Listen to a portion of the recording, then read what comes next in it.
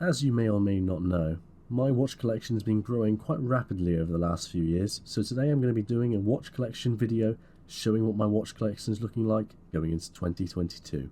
Let's get started.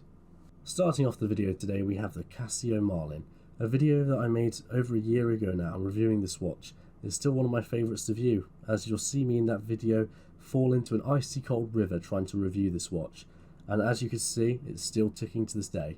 This watch is really hardy and I've used it a lot as a daily beater.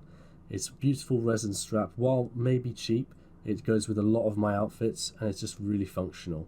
I like this watch doesn't pretend to be something it's not, and although it is not the top of the range, for £70 it is a definite bargain.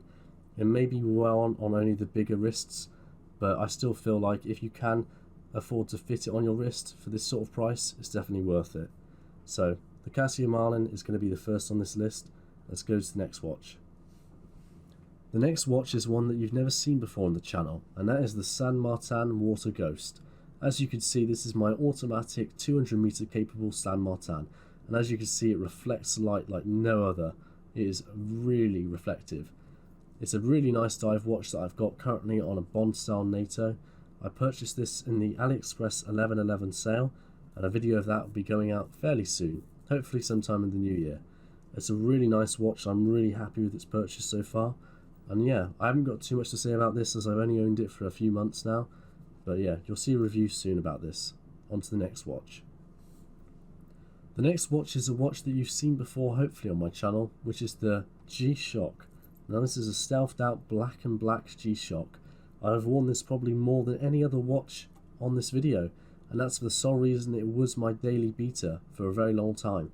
This is a watch that I don't particularly enjoy, but do definitely respect. It's a watch that's very, very stealthy, very professional looking in its sort of militarian use, but it's one that I don't really like as a sort of style aspect.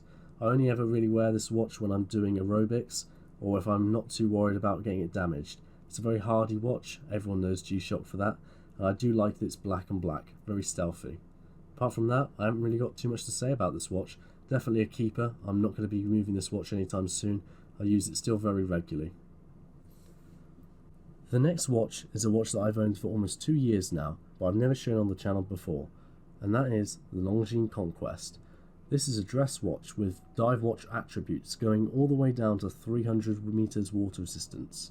That means that I can take this anywhere and not be worried that it's going to get wet.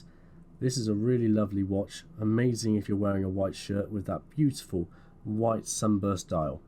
Now it's still really thin even though it's a really heavy duty watch going down to 300 meters water resistance, but that is because it's got a quartz movement inside. If this was an automatic variant it'd be a lot thicker, and I'm not sure I'd like that on a dress watch. Now if you're worried about having a quartz, or if you think that I'm silly for having any, I've got to say it makes it a lot more convenient for this type of watch. When I'm going to stay over someone's house, or if I'm going to go out to a party, I don't have to worry about setting the time, and I can always see what date it is, which is always good if you're recovering from a heavy hangover. The watch up next is a watch that's very monumental to me in the way that it got me into watches. This is an Infantry dive watch. Now if you're looking a bit puzzled because you've never heard of the brand Infantry before, I don't blame you, because I haven't either, and by their quality standards I wouldn't recommend them.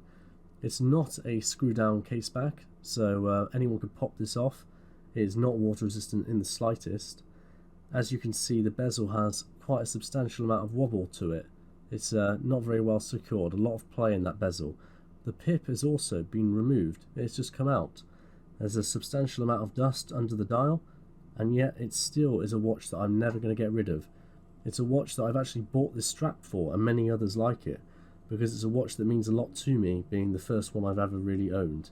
So I'm going to keep this one in the collection, like I am most of my others.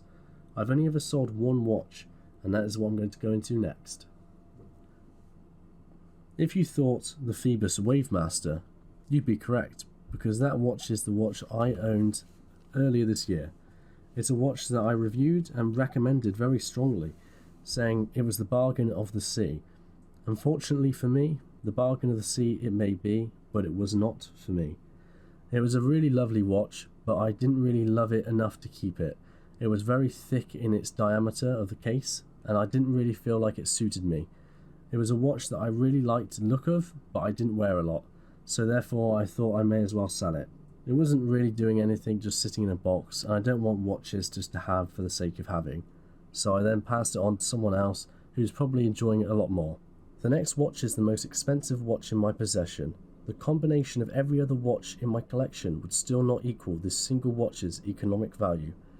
For the first time on the channel, I present to you my own Omega Seamaster Professional in black.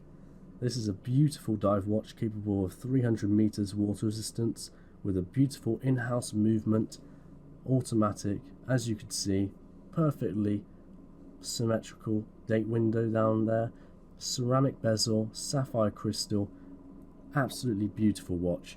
I've currently got this on the black rubber band and I really love it.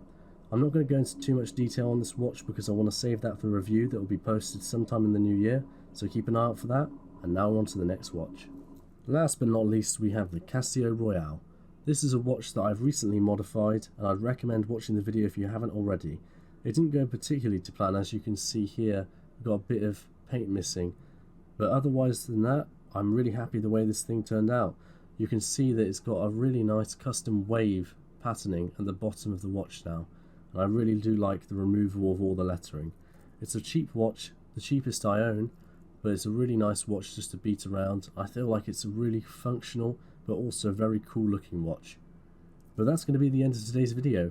I hope you've enjoyed this video. If you have, make sure to leave a like and a comment saying so. What was your favourite watch in this video? Let me know. But until this video, goodbye.